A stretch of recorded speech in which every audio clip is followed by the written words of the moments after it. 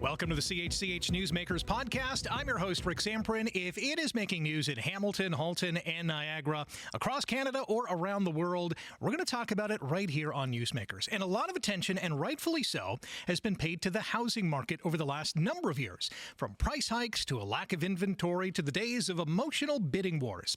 Joining us today on Newsmakers is Conrad Zurini, the broker and owner of RE/MAX Escarpment and Niagara. Conrad, thanks for joining us here on Newsmakers. Well, thanks for having me. I want to get into how you became a realtor in a couple of minutes, but yes, before we get to that, what words come to mind when you think of the current housing market? I think it's exciting because, we've had this periods of, 15 years, almost 2 decades of consistent growth. And now it's kind of leveling off. And it's kind of like we're entering more of a real market. I think, when we had, COVID really changed things dramatically and really accelerated the market. But there was already gas in the gas tank pre-COVID, and I think it just accelerated people's need for homes and things like that because there was a specific demographic buying, very similar to what happened in the 80s when baby boomers were, buying their final home, their move-up home, right? So it was around 2017 or so where we saw a lot of the GTA folks saying, well, Hamilton's a great place. Yes. The prices are so much lower, we can move in. And that really, and then you mentioned COVID, kind of putting lighter fluid on the fire. It just exploded. Absolutely. You're 100% right. And we did see that already happening. So we were tracking it for years, and probably about 30 to 35% of all the people buying in Hamilton at the time were those move-over buyers from Toronto. And then it got as high as 42 and 43%, which was pretty remarkable. Again, driving the prices up significantly because, it was great value. But what's always interesting to me, because I've done it for a long time, and our brokerage stems from like Fort Erie all the way to Oakville. So I watch it very closely. It's interesting that when it's a price point issue, like when it's price sensitive, yes, people will move over, but there's still cachet to living in Toronto and Oakville on the waterfront versus living in Stony Creek on the waterfront. Right. You can get them to kind of come, but they think, I'm going to stay with my brand of Oakville, right? So that's kind of an interesting phenomenon that happens in this market. Especially if they're still working in the GTA. Yes. Right? Mm-hmm. Yeah. A lot of people also went from GTA to Niagara. Again, the price point was right. A lot of retirees, my parents, for example, were in the GTA. They thought, hey, let's retire and do so in Niagara. Yeah, and Niagara Falls and Niagara on the Lake did extremely well, and it was a badge of honor how much you paid for your home in Niagara on the Lake and how historically significant it was. But it has it's the tarnish, the shine has come off a little bit, and people are realizing, wow, to keep these homes up, they are beautiful and stately, but it's a lot more money, and it's costing me in my retirement. So we're seeing that market's that's probably the most affected market. It's probably the flattest, I would think, of all the Niagara markets right now. When did you get into the real estate business, and why? What drew you to this field? Well, I was I don't know if I can say this, but I'm an SOB, a son of. Can you say this on the show? What does SOB stand for? Depends what it stands for. I'm a son of broker, right? So I'm a son of broker. So my parents had a brokerage. They started on a great little street called Parkdale Avenue North, and I went to work with my parents and grew up in that kind of East End, those neighborhoods there. Anyway, so what happened was my parents had a brokerage, and over the years, it was an independent, and then they bought a RE/MAX franchise. I went to university, and they always told me, most parents of like real estate agents, they find something else, do something else. They dissuade you from getting it. 100%, because it's grueling after hours, all that kind of stuff, midnights and weekends. So they dissuaded me to death, and they said I went to McMaster, graduated from McMaster, and I was going to set out on some sort of I was going to do a master's or go to law school and all that kind of thing. And then I decided, hey, I'll get my license in between when the summer I graduated. And then the rest is kind of history, so to speak. But so I grew up in the business and selling and things like that. And then we were at a crossroads as a business standpoint. And I decided, I wanted to get out of sales. But again, it's hard when you're, 50 or 75 or 80 person brokerage. It's not that it's pretty hard to make a 3 people making a living, my parents, my mom, my dad, and myself. So I thought we have to take a leap. And it was around 2010, we kind of decided to take a huge leap, did an acquisition, and then grew organically. And now from 85 agents in 2010, we're at 1,200. Wow. 1,200 agents. We were 2 offices, now we're 14. So what's that change like? It's a lot of fun. Well, that's one word. Yeah, and the thing is, because that journey has been so, at 10x, I've had the privilege of speaking all over the world. I speak all over South America, all over Europe, and in the U.S., telling about my journey and how we kind of built it, and talk about the different phases and what we had to do to get to the next phase. And yeah, it's like growing a family, right? At the end of the day, and there's times when the family doesn't get along, and then and then there's times when it's kind of stagnant, and you're kind of looking at each other like, oh God, and what's going to be next. But yeah, you always got to keep I think you got to stay true to your vision. I think any entrepreneur, and I know you've had lots of entrepreneurs on here, I think you got to stay true to that vision. Right. And that's the key thing. And just say, look, you know what? Sometimes you got to break away with what everybody else around you is saying and just kind of break through it. And it's time to grow. And when the market is really good, I think you got to really invest in your business. A lot of people try to cash out and pull money out. What we did was we just focused on investing in our business, because I knew that the watering hole, because it's very cyclical. I knew the watering hole for transactions would diminish over time. People are moving less, and now I don't know if you saw in the U.S., 40 years old is a first-time buyer. We're probably into the 30s here. Yeah. If it wasn't for Bank of Mom and Dad. See, in the U.S., they don't have the kind of equity that we have here. Yeah. So Bank of Mom and Dad's really fueled younger buyers to buy into the market. So yeah, I always felt that the market was going to shrink, and the only way I could offset that was to grow my footprint and grow into other watering holes, so to speak. Yeah. So we're proud to say 2021 was that pinnacle year, and we've surpassed our transaction numbers, but we're doing with more agents. That's the differential.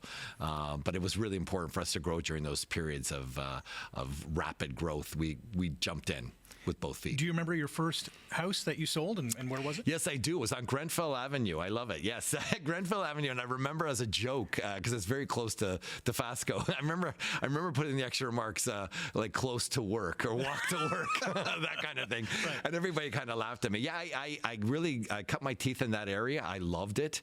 Because I kind of grew up on Parkdale, so that was an extension, that Barton Street extension. I remember Barton when it was a thriving metropolis, and it was always sad to me. So during university, what happened? The reason why I really focused on that area is during university, I had a drapery business. So I kind of put myself through university. I had a sales crew. I had people selling. I had installers, and we were all university students. So Ottawa Street's where I bought fabric for drapery. Oh, nice. So I've always had this affinity for that area. So when I cut my teeth, I knew that neighborhood really, really well. I used to knock on businesses' doors and ask if they want blinds. We used to knock on doors in the neighborhoods and see if we could sell door-to-door draperies and things like that. So I just got used to it. So Grenfell and all that area there was really my my hood. And I think it was 38,000, 38 or 40,000. 38,000. So that would have been what year? Yeah, I don't want to tell you how old I am. Okay, a couple of decades. Let's say a couple of decades. We're talking about 3 decades ago. When it comes to this business, what makes a good realtor?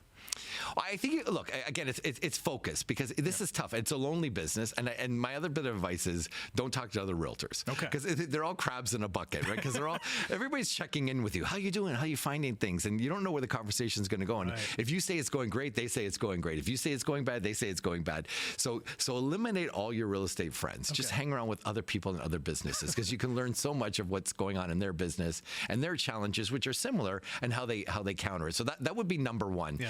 And I think everybody's got a talent. And my thing is you got to systemize that talent. So mine was always, I loved stats and that. And I thought, I was never great in front of the camera, so it took me a long time. And then I decided to take these stats and articulate them and explain them, and then started to do a weekly video and things like that. Yeah. So I just take my talent and I systematize it. So I have a weekly video. I never miss it at all. I do a monthly blog, and it's really stats oriented with lots of storytelling and how it applies to what's going on in the market. So stay true to that, because we're all this independent business, and people are attracted to different people at different times. So take your talent, systematize it, and start to apply it into your business. And I think with social media and all that, it's amazing how you can get your story out, and you can show that you're an expert in the industry, and that's what people want. They want to know you're an expert. What common mistakes do some realtors make? Not on your team, but yeah, none of our guys. Well, as a matter of fact, what they just follow the pack and they see what's going on out there. Like, I don't know if you follow, like I follow real estate social media. It's kind of like, I don't think consumers say, hey, can you do this crazy video and you dance in front of my house? Right. Like, I want that. You know what I mean? We've seen some oddball stuff over the years, though. It is oddball. And I think what happens is people think that that's the thing, or these fast moving videos of houses, like that you can't even see anything, these quick, quick shots and jerky shots. I don't think the consumer says, can you make a video that has quick jerky shots in it? Like, no, of my house. I don't think so. I think people just want to know, look, just give me just explain why my house is better value than the next. And I think that's the key element. And I think that's what I would say 99% of the agents miss out. They're just trying to do that next shiny penny. And they're looking at views rather than engagement and all that kind of stuff. So I think that's the critical piece. And stay in your lane. I think when people start talking about top mistakes people make, whatever, just stay in your lane and talk about the market. And people are fearful. They're scared, and there's a lot of people sitting on the sidelines. And I think it's beholden upon the real estate community to talk about all sides of the story. I'm not saying going to candy coat it, but I think people have to make a decision. Like, it's a need-based time right now. Like, people cannot live in a 2-bedroom home with 5 kids or 3 kids any longer. You can't live in your parents' basement forever. You've got to start to get on your own and build an investment. So I think you have to give nuggets of information that kind of will inspire people to kind of move on. You're never going to time the market. It's impossible.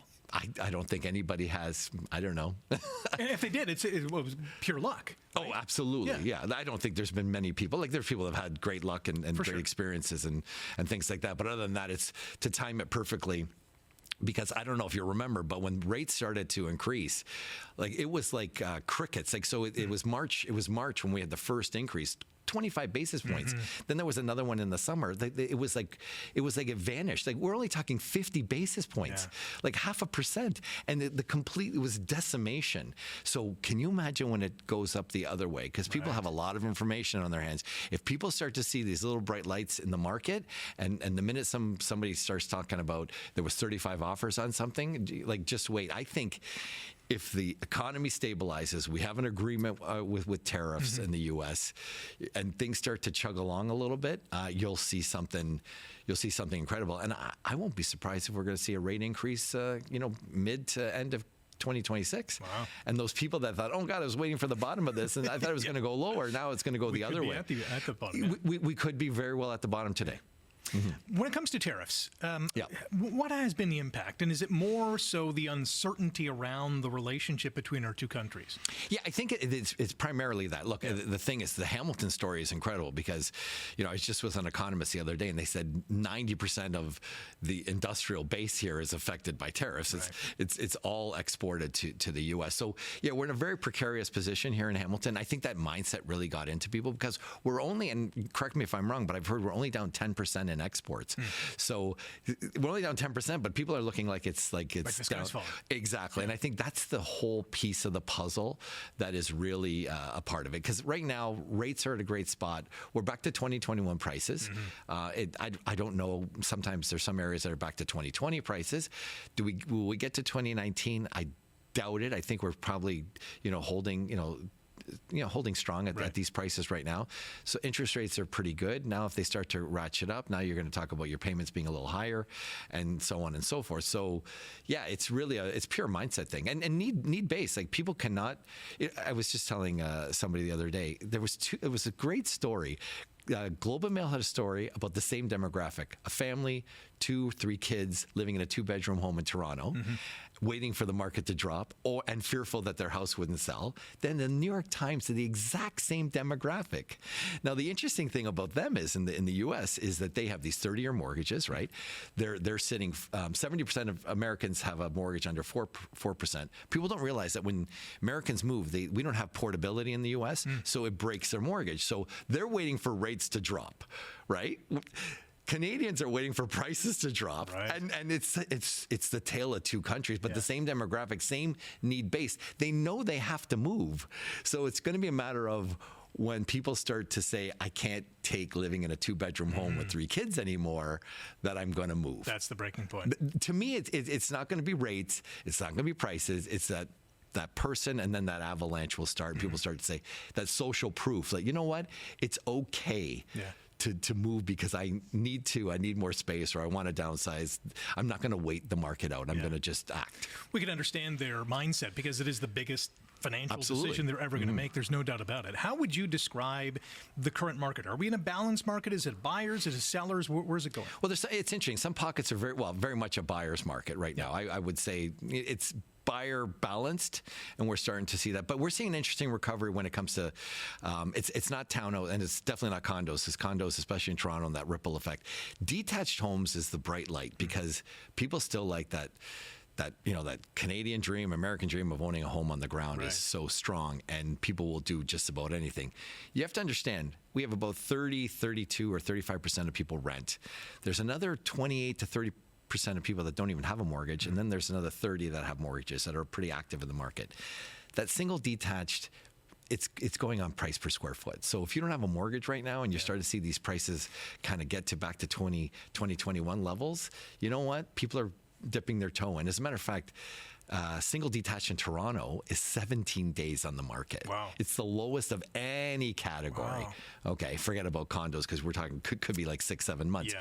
But the months of supply in Toronto of single detached is gone down a month and another month. We're down to probably 3.5 months supply of detached homes. That means if not another house goes for sale, there's only another 3.5 months supply. So that's pretty darn good. Okay, and we're seeing the same thing happening in Halton, and even in Niagara, we're down a half a month. So we're starting to see these inventories getting absorbed in the detached sector. So I think it's going to be a detached recovery because they ain't building any new homes detached. In Ontario, I don't think there's been a single one built detached home. So that whole, people want that, there's that demographic that wants that and desires that and needs that or whatever it might be. They still want to do that. So we're going to see this interesting recovery from that end rather than seeing it, usually it would be condos and then townhouses and from the other end. So it's going to be a recovery from the detached because of the shortage of supply. There's not a lot there. In the spring, Prime Minister Mark Carney obviously won the election. A big plank in his platform was building more homes. We got to do a better job of doing this. You just kind of referenced that. Is the federal government, is the provincial government, are municipalities doing enough to get more homes built? Well, it's funny because I'm on the home builders and we kind of we talk to municipalities. It's kind of, look, I think everybody loves this thing about the development charge piece, and I do. I think the development charges got out of control. I think municipalities saw that the prices kept going up and people kept buying, so they just kind of added to their development charges as they went along. Yeah, it is some sort of a barrier to entry. But I will say this: CMHC went from 1 million to 1.5 million for 5% down insured. That 1 to 1.5 million dropped by 20% in 2025 over 2024. So it didn't move the needle there. Right. Okay. This is purely a mindset piece. Yes, I think there is a lot of red tape.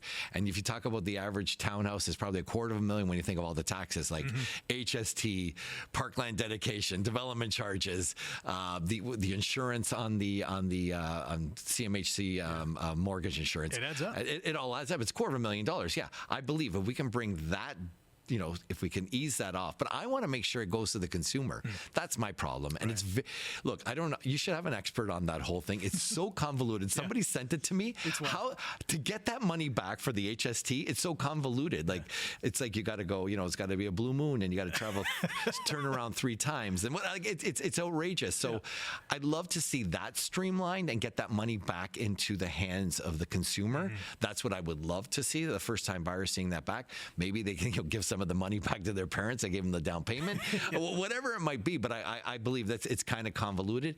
But I don't, I still think it's this security because, you could, if you don't have a job, so to speak, or if you fear not having a job, it doesn't matter what interest rates are and where affordability. You're going to be tentative.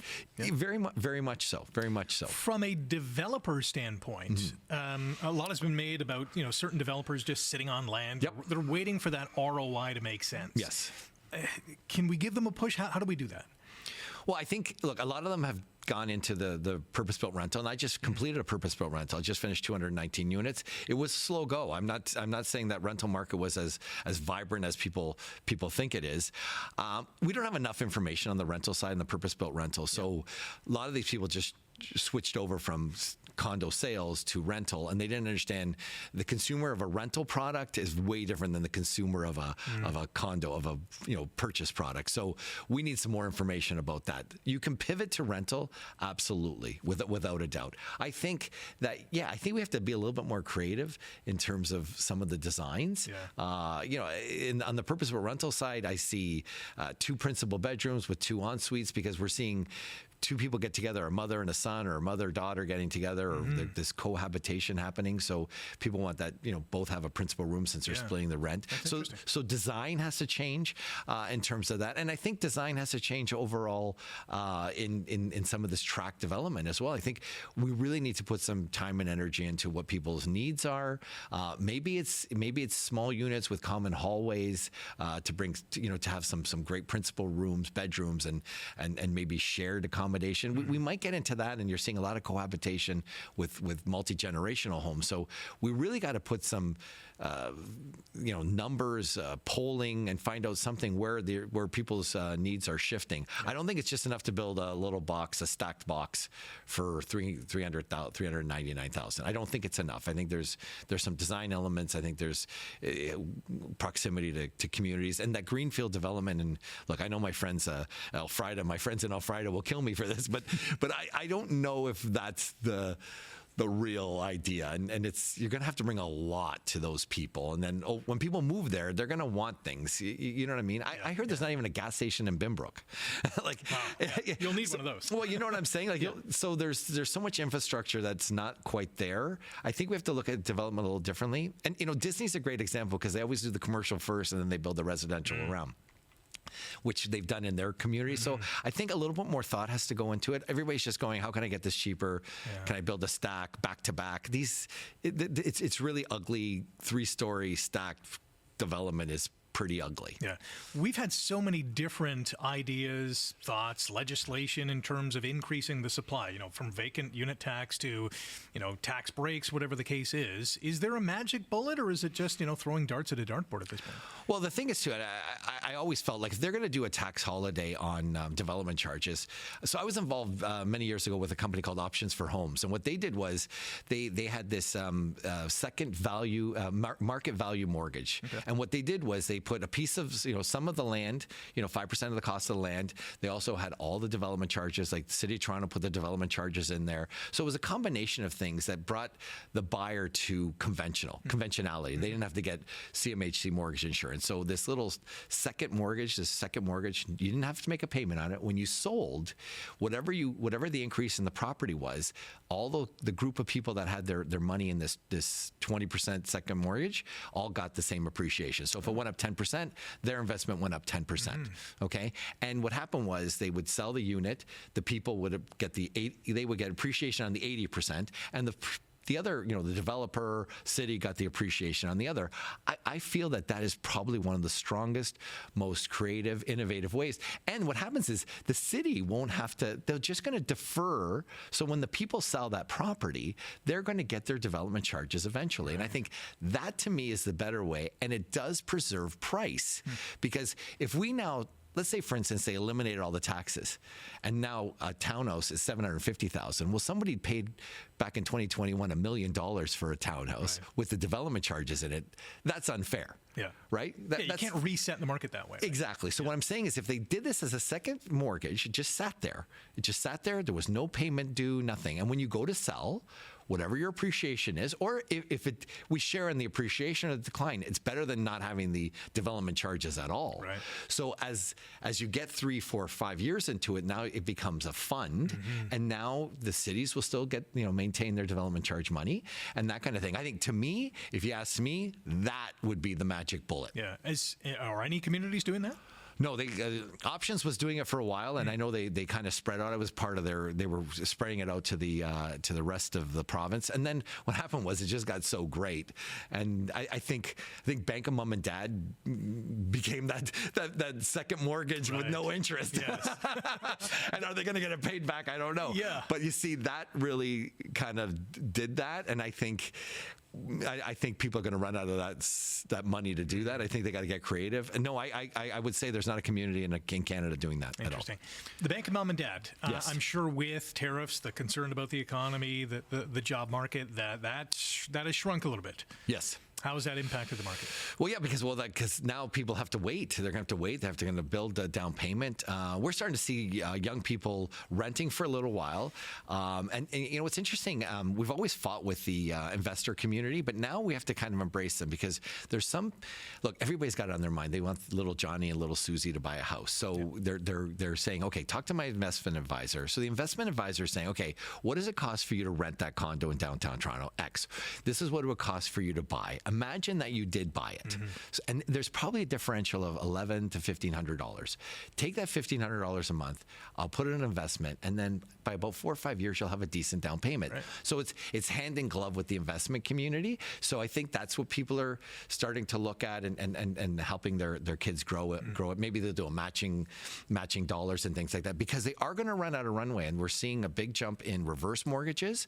So, you know, just for people to stay in their homes, they need the money to keep them up. So they're borrowing money and doing a reverse mortgage to do that, to stay in their home a little longer. So we're going to run out of runway there, without a doubt.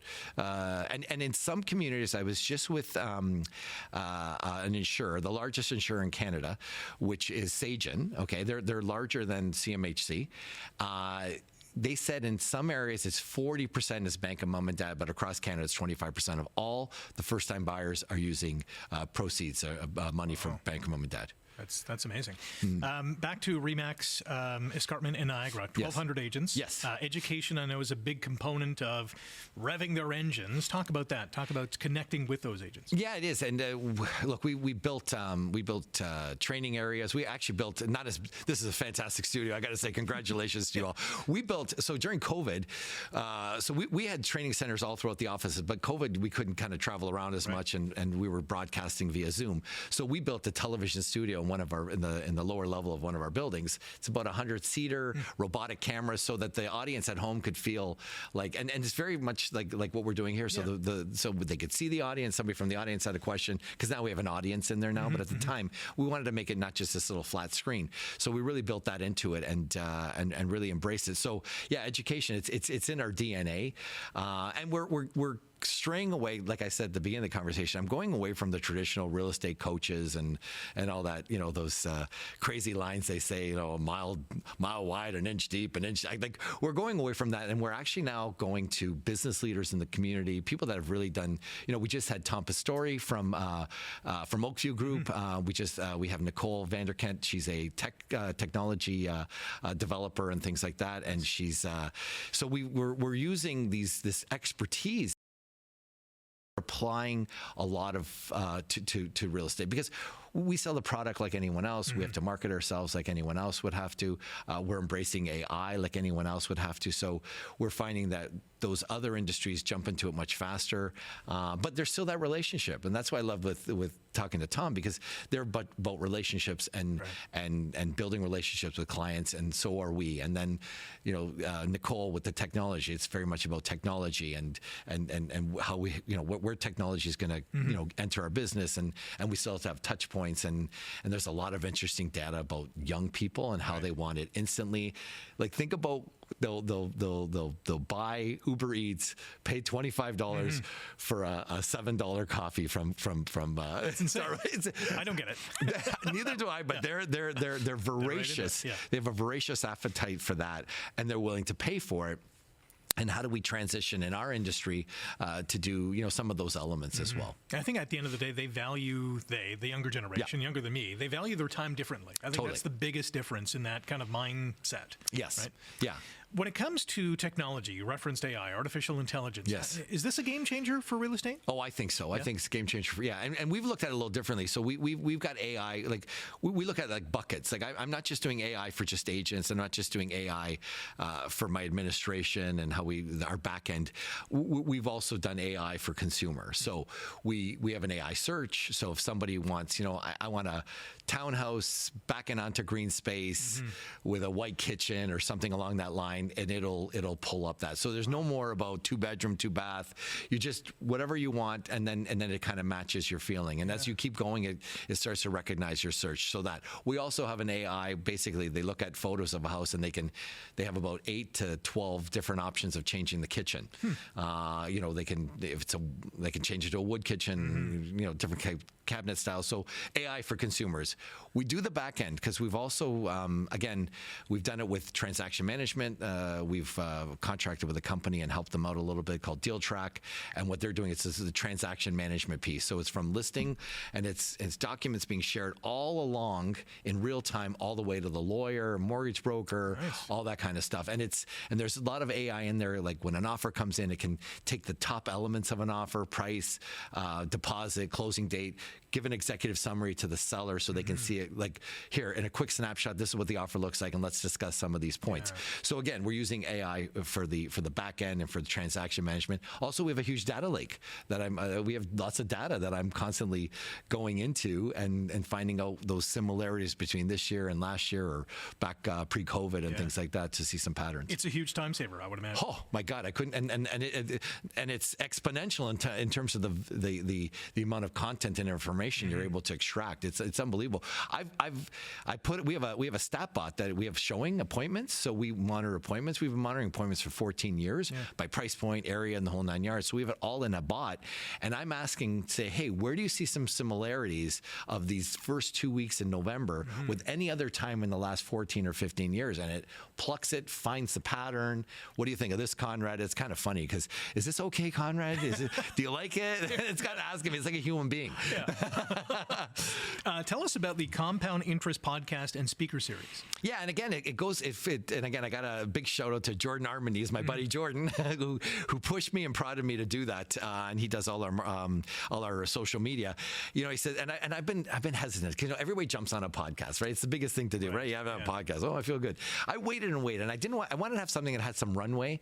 I wanted to have that real estate tie-in. That's why the compound interest. But I wanted to talk about things that that we're all kind of interested in, that do come back to real estate and do come back to sales. I wanted something for a little bit for everyone. I wanted an audience. I wasn't looking for a niche audience. I was looking for an audience that thought, think out of the box. What's happening today in this moment in time? How is it affecting me as a person that's selling widgets, to a person that's selling houses, to a buyer right now, or a seller at this moment? So I just wanted to have that kind of more of a broader sense to it. And it's fun. I really enjoy it. What kind of feedback are you getting? Really good. Yeah, I was surprised. It's funny. Until you get a podcast, you find these people out of the woodwork, right? Guys, I hadn't, I did a speech in Florida about 2 years ago. Somebody in the audience says, I saw you speak in Florida, and now I got your podcast. Wow. And yeah, it's amazing. Some countries use it for broker training. Like they use my videos and the podcast. Yeah. And as an example of what they should be doing. So that's what it's about. It's about sharing, growing, and empowering people to make better decisions about their lives and what they're doing. It's like an educational piece. Yeah, it's education. It's fun. Yeah, we get a little history of people. It's kind of, get to hear some really cool stories about how other people live their lives, and it's not always what you think it is. So some of that. You mentioned speaking in South America, in Europe. What's the biggest difference when it comes to real estate in those continents? Well, it's not as organized as we have it here. Like we have MLSs in North America, and we have a lot more data than they do, but they're getting much better. But it's still the same thing. Like 1 year I did, I think, South America, Europe, and I did something in Florida, and I asked the question, what's your biggest problem right now? And it was the same one. Really? What was it? And it had to do with pricing. It had to do with sellers feeling that their home was worth what it was in the peak. And that's purely what it was. And no matter where the market is, and I was just in Portugal and I was talking to some people from Greece. Greece is kind of ratcheting up again. Okay. Like, you know, I don't remember if you remember, but they got hit with the during the crisis of 08, yes, like dramatically. Yeah. But homes are increasing 15-20% a year. So it's happening, but they're still it's not back to 2021. And then we're trying to tell them that what's happening in Europe is going to happen here, because you're going to get to a point where it's unaffordable anymore, and then the watering hole is going to start to shrink. So you better get in now, right? Yeah, you better get in now, and then and take advantage of certain market conditions that are happening. So yeah, it's interesting because you go to Europe and it's like Back to the Future, right? Like, you're like, well, yeah, you try this, and we're in this stage now. You're going to get there, but we did this 5 years ago. It worked, and yeah. Wow. So that's the fun part about that. But consumers are consumers. Yeah. Buyers, sellers, everybody in the transaction, they all want, lawyers to think that, everybody's got to think they have this huge role in this transaction. But I think we all got to work together. That's the key thing. Yeah. And building an ecosystem where you work together and it's more fluid instead of these silos. So that's a big thing that's all over the world. But again, the consumer sentiment is exactly the same, and the desire to own property is pretty strong, throughout the world, really. Yeah. We've had stories where Canadians are selling property stateside because of the political climate. Are more and more Canadians considering potential property in places like Europe? Yeah, what's funny? So the Investors Group did a study. They found out the top European countries were Spain, Portugal, and Italy. So people are, and they found out, I think it was one in eight consumers, so about 15% or so Canadians were definitely thinking of retiring abroad, and it wasn't U.S. based. And I think the U.S. thing was happening already. Trump kind of accelerated that again, but the differential in the dollar is pretty substantial.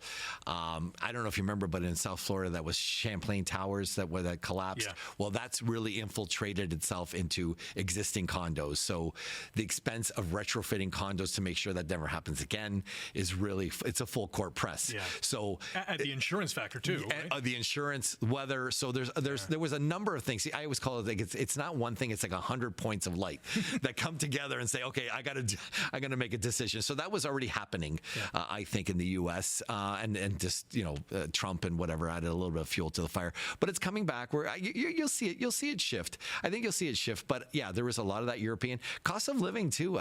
It's pretty amazing. It's pretty compelling story. I was just, like I said, in Portugal. It was pretty compelling. How much is this? And I get an ocean view. I'm like, oh, that's pretty nice. Yeah. And I think people are thinking about that, from all standpoints, practically and what have you. So you'll see some movement like that. Well, Europeans have been doing it for years. Yeah. It's a little tighter, but we have to go across the pond. But yeah, no, I definitely feel that you're going to see that more South America, Mexico and things like that, of course, right? Back home, when it comes to hot spots in real estate in the Golden Horseshoe, what are some of the communities that jump out at you in terms of being a hot commodity? Yeah, I think that Northeast Burlington is this fantastic. Northeast does really, really well, close to 407. Close to that kind of transportation. I find anything that hugs the next major thing over, like Southeast Burlington is great pricing. When you go to Southeast Oakville, it's substantially higher price per square foot. So value conscious people look at those kind of hugging, those neighboring things. That area, that Stony Creek along the highway, 50 Point, Grimsby's still pretty vibrant, good price point, access to the highway. The other thing is now we're going to hopefully see the GO station. To me, one of the key things for affordability really is going to be that GO connection. And I understand that there's a significant, from what I'm talking to people from Metrolinx, there's a significant investment going on in Ontario. To me, the transportation piece is probably the biggest affordability piece, because now there's the Centennial. There's one at Centennial. Now I could live in Stony Creek or Grimsby, drive to Centennial, and get to Toronto instead of going over the bridge to Fairview or to Aldershot. So that to me is going to be something that, if we can reduce commutes, I think we're going to be in a much better spot, and people will have a choice of living where they want. The other day I was saying to somebody, people live in Philadelphia and they work in New York, right? That's another state over. Like, guys, you know what I mean? Like that's pretty significant, right? And they thrive and all that kind of thing. So I think if we can really build that kind of transportation corridor, especially along to Niagara, you'll see, because Niagara is a pretty place. It's a warmer climate due to being below the escarpment. Access, obviously, when the U.S. kind of opens up again and people feel good about it, access to that U.S. market is pretty significant, and travel and things like that. And it's a pretty place, and there's a lot to do. Yeah, absolutely. A lot to see and do. So I think that's going to be, when transportation opens up, you'll see Niagara really flourish. It's a great point. Yeah. Back to your early days, or maybe even currently, of selling homes. Do you have a funny story, an odd occurrence that you came into when trying to sell a home? God, but it's kind of a treacherous one. It's kind of odd. I remember it was a friend of mine had a triplex. His third floor tenant was a little bit of a colorful guy, and it's unfortunate. He was dealing illicit materials, and he was actually murdered on the third floor. Oh my gosh! Yes. And then you had to sell this house? Well, yes. Wow. What did you write in the description? Yeah, exactly. And then the thing is, it was funny because the second floor tenant, they were eating dinner, and a drip of blood dripped on their table from the chandelier. Gosh. Not a good story, but anyway. But the good story was this: there was actually 3 tenants. It was a triplex. Okay. I end up selling the property, sold the property, and again, to somebody that was a great opportunity, because the thing said, just get rid of it, Conrad. And the 2 other tenants, they said, we're tired of renting. This catastrophe that happened, is going to push us, and we figured out how to get them financed and whatever. And both tenants ended up buying, sold the property, and the person that bought the house turned it back into a single family home, and is extremely happy. It was a 3-story, one of those stately kind of homes, brought it back to its splendor. He loved it. My client got out of it, and the 2 tenants ended up buying a house. So it was one of those things that there was like 4 deals. Storm. It was the perfect storm. Unfortunately, the what happened. But anyway, But there you go. But it was happy at the end. Pretty well. For any youngster who is thinking, you know what, I want to get into the real estate business, what advice would you have for them? Well, I think just know your craft. Know, number one, get really familiar with the content, because there's so much information out there. Yep. And what's going to happen is, with AI, there's going to be a barrage. Like everybody's going to have and when I mean a real estate agent, you're going to have an agent bot, like a bot that you're going to go to and say, hey, go on Realtor social media, go on every portal, go on realtor.ca, just gather all the listings that fit, I want this, I want a lakefront condo fees below $300 or whatever it might be, and go out and find it. And that AI agent's going to go out and extract it and then give you some of the options. So, and then you're going to say, okay, now do a price per square foot. What's the best buy? What's going to have the best opportunity of growth? Now, it's going to be fishing in different lakes and gathering information.